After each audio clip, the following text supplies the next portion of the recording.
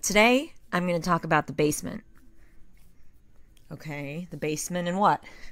Well, specifically, the conversations in the Soprano basement and in a couple of other basements, too.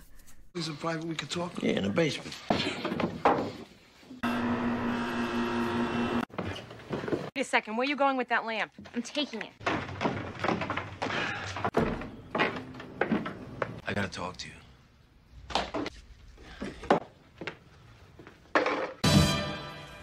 First, when it comes to backs, nobody knows anything, really. You got a problem. Yeah, I know. I'm working on it. Working on what? Why, what were you gonna say? You better lay low with that safe house money. What are you talking about? They were asking me a lot of questions in there, you know? If I knew anything about the dead Colombian and the apartment and all that. In this scene, Jimmy Altieri is being really obvious that he's trying to get Tony to say information on tape. The way that he keeps asking questions about, oh, what do you have a problem about? What are you going to do with the money? Like, all of these questions that are clearly looking for answers that are incriminating. And it doesn't take Tony very long to catch on. Next, Season 2, Episode 1, Guy walks into a psychiatrist's office. In this scene here, Tony's walking down the driveway to grab the paper and he sees Puss's car. And mind you, Puss had literally run away and ghosted them at the end of the prior season, so for all Tony knows, Puss could have been dead. Remind me, Tony, never to get sick again, huh? Remind me, please, never to have a serious illness, because where you and Silvio and Paulie and all you pricks, weakness can spread as fucking treason. You know, in terms of weakness spreading like treason, that reminds me of how taboo it was for Tony to see a psychiatrist. This whole idea that emotional and mental weakness was basically akin to flipping and becoming a rat. Listen, down there I met this girl.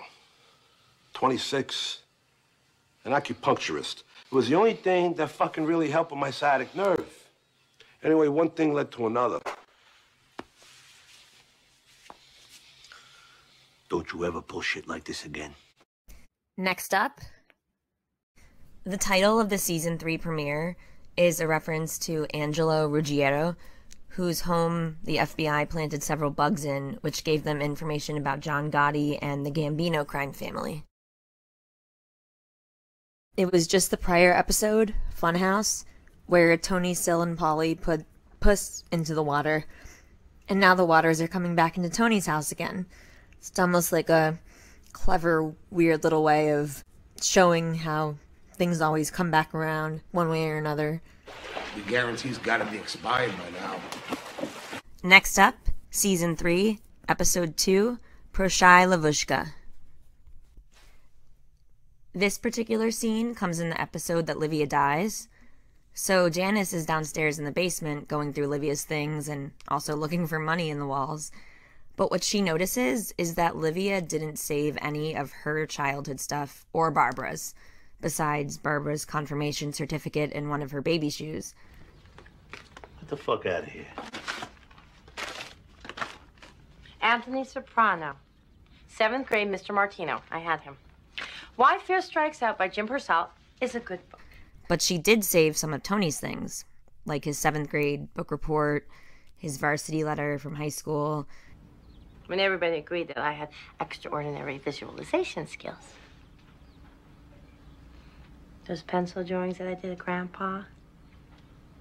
Next, Season 3, Episode 3, Fortunate Son. Christopher says, "Shh, Adriana, I think this could be it. He told me to meet him at Modell's in half an hour. He told me to shine my shoes." So, off to the making ceremony we go. To be clear, this isn't the Soprano basement. They never really say whose basement it is, but that makes sense, considering the nature of what they're there for. Next, Season 3, Episode 4, Employee of the Month. Here in this scene, Tony's irritated with Christopher for getting Jackie involved in a stick-up at Rutgers. Although, to be fair, it was Jackie and Dino who told Christopher about it in the first place. He was an asset.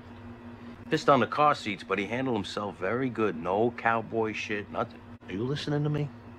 Leave him out of it. I don't want him mixed up in his shit. I promised his old man. Oh, but it's all right for me. I didn't say that. Well, what else did you say? That the life's good enough for me, but not for little Lord Fuckpants? Christopher wonders why Tony is so adamant about Jackie not being involved in their lifestyle. Because to Christopher, it's like, you know, he's good enough, he's innocent enough, or pure enough, smart enough, whatever you want to call it, to the point that you want to avoid having him get involved in this, but it's okay for me? Am I just like the village idiot or something? I love you. You're a good boy. Next up, Season 3, Episode 10, To Save Us All from Satan's Power. What's special to me about this particular scene is that it's after Silvio Dante has a dream. Ever since we found that suit, now I'm dreaming about the fat rat bastard. And then, of course, the contents of the actual basement discussion, which are Tony and Sil coming to the realization that Puss was wired up at their Christmas party a few years earlier when he played Santa Claus. So they realize now that he had been mic'd up for quite a while. It was to sit down. We should have known right then when he was MIA from that sit down. It's all the time you need. When they flip somebody, they try to get him back on the street right away. That very day. So you don't have time to think. Moving to Season 4, we have Season 4, Episode 2, No Show.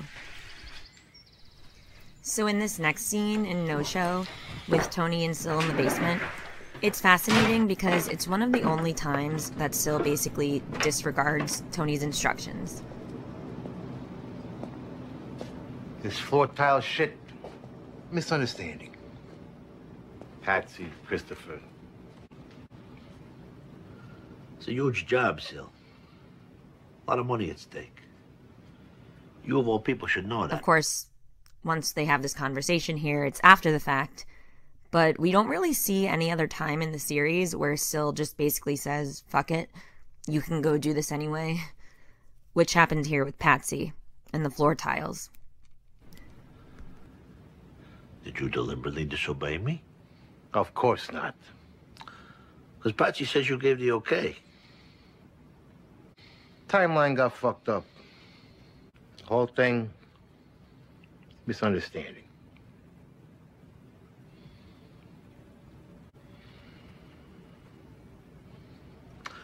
Truckload of floor tiles. You should be looking at what, 30 grand? Should be about 2 grand there. I'll have the rest for you later. Next up, Season 6, Episode 9, The Ride. Although I should note that the scene itself is supposed to have taken place back in long-term parking, which is Season 5, Episode 12. Adriana. Feds. So this is where we see Christopher tell Tony that Adriana came clean with him about working with the feds. And this is, of course, after he's made the decision to not start over with Adriana. Presumably this was after he went to the gas station. And as we can see, it's very emotional, very intense, a very powerful moment. When I can't do it. I can't do it. All right. I can't.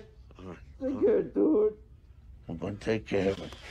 And this is another awkward basement moment for Tony and Christopher, which actually takes place in Season 6, Episode 9, The Ride.